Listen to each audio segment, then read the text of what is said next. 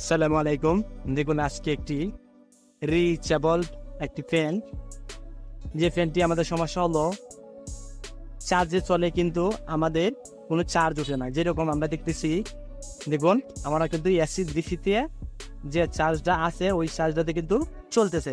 দেখুন high quality, ল, medium, একদম ল। দেখুন আমাদের এটা কিন্তু চলতেছে, কিন্তু আমাদের ওইদিকে চার্জিং কেবলে কোনো চার্জ উঠতেছে না। দেখুন আমাদের ওই লাইনটি একদম ঠিক আমরা চেক করে নিয়েছি, আর যে নতুন লাইনটি লাগিয়ে নিলাম, কিন্তু দেখুন আমাদের এখানে রেড কালার এই যে চার্জিং, ওই চার্জিংটি কিন্তু বাতিটি জ্বলতেছে না। আমরা এখন চার্জিংটি ফ্যানটি একদম খুলে নিয়ে দেখবো কি হয়েছে। আমাদের সাথেই থাকুন। ব্যাটারিটি খুলে নিতে হবে, তাহলে আমাদের খুব সহজ হয়ে যাবে। আমরা দেখবো কত এমপিআর ব্যাটারি আছে।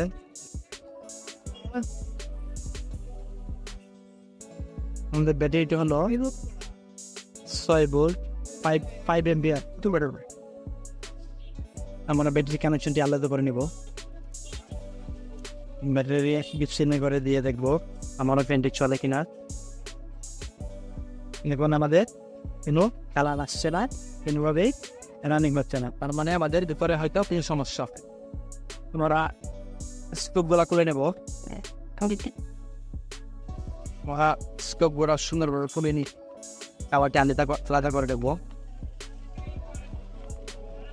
দেখুন আমাদের ওই মাদারবোর্ডটি একদম পুড়ে গিয়েছে। আমরা সমস্যাটা দেখতে পাচ্ছি। দেখুন ওই মাদারবোর্ডটি কিন্তু এখানে একটি শর্ট হয়ে একদম পুড়ে গিয়েছে। আমার এই সার্কিটটি পুড়ে গিয়েছে, যার কারণে আমরা এই সার্কিটটি থেকে অন্য কিছু নয়, আমার এই সার্কিটটির পরিবর্তে আমরা 9 ভোল্ট অ্যাডাপ্টার ব্যবহার করব। আমরা ব্যাটারিটি হলো 6 ভোল্ট। দেখুন ব্যাটারিটা 6 ভোল্ট 5 এমপিআর। এটি আমরা চার্জ করতে গেলে আমরা একটা 9 ভোল্ট চার্জারের দরকার পড়বে। আমরা 9 ভোল্ট চার্জার বানানোর জন্য অ্যাডাপ্টারটি ব্যবহার করব। আমরা এই ট্রান্সফরমারটাই ফেলে দেবো। এটা খুব সুন্দরভাবে এটি আউট করে নেব, তাহলে এই সার্কিট দিয়েই এই ট্রান্সফরমারটা সিস্টেম করে লাগিয়ে দেব। আমরা ছোটো ট্রান্সফরমারটি আলাদা করে নেব। আমরা এটি আলাদা করে নিয়ে আমরা এই ট্রান্সফরমার লাইনটি কিন্তু এদিকে দেওয়া আছে। আমরা কিছু পার্টস এখান থেকে ব্যবহার করব। দেখুন আমরা এই ডিসি লাইনটি এটি কিন্তু আমাদের ডিসি লাইন, আর এটি হলো আমাদের এসি লাইন। আমরা ডিসি লাইনটি এদিকে লাগিয়ে নেব। আমার এটির মধ্যে কোনো উল্টা পাল্টে নেই। দেখুন আমরা একটা এইদিকে, আমরা ওইদিকে লাগিয়ে নিই। আমাদের এসি লাইন হলো ওটি, এই যে এদিকে কিন্তু এসি লাইন ঢুকবে, এদিকে আমরা এরকম এসি লাইনটি এদিকে লাগিয়ে নেব। তাহলে আমাদের আগেরই মতন যে লাইন দিয়ে চার্জ হচ্ছে সেই লাইন দিয়েই চার্জ হবে। আমরা সিস্টেম মতে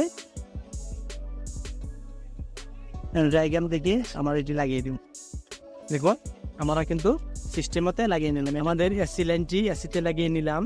ট্রান্সফরমার এসি লাইনটি এসিতে লাগিয়ে নিলাম। আমাদের এইখানে যে ছোট্ট একটা ট্রান্সফরমার ছিল সেটি ফেলে দিয়ে আমরা এইখানে ডিসি লাইনটি যেদিকে ডিসি বের হয় এইদিকে লাগিয়ে নিলাম। নিলে আমাদের এই কানেকশনটি, আমাদের এই পার্টসগুলা কাজে আসলো।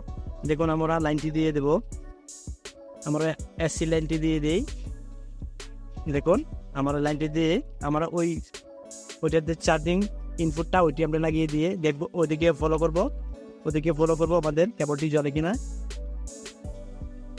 দেখুন আমাদের চার্জিং কেবলটি জ্বলে উঠছে। আমরা এদিকে উল্টিয়ে দেখব। দেখুন আমাদের কোনো ব্যাটারি কানেকশন নেই। আমরা অন করে দেখবো, লাইটটি অন করবো। দেখুন আমাদের এটি কিন্তু দাঁড়ানো, এইখানে কিন্তু অফ এসি ডিসি। আমরা এসি যখন লাগিয়েছি আমরা এসি দিয়ে দেখবো। দেখুন সেটি কিন্তু ইনশাল্লাহ আমাদের চলে উঠছে। আমাদের দেখতে হবে চার্জিং আউটপুট কীরকম হয়। দেখুন আমাদের চার্জিং কিন্তু আমাদের আউটপুট হচ্ছে। আমাদের ট্রান্সফরমারটি আগের জায়গা মতো বসিয়ে দিতে হবে। আমরা উইন্ডোতে বসিয়ে দেব। দেখুন এখন আমাদের অতিরিক্ত হয়ে গেল এই ট্রান্সফরমারটি এটার ভিতরে যাওয়ার চেষ্টা করব। দেখুন আমরা ট্রান্সফরমারটি ভিতরে বসিয়ে দিলাম। আমরা এখন কাভারটি লাগিয়ে নেব। আমরা ব্যাক কাভারটি লাগিয়ে নেব।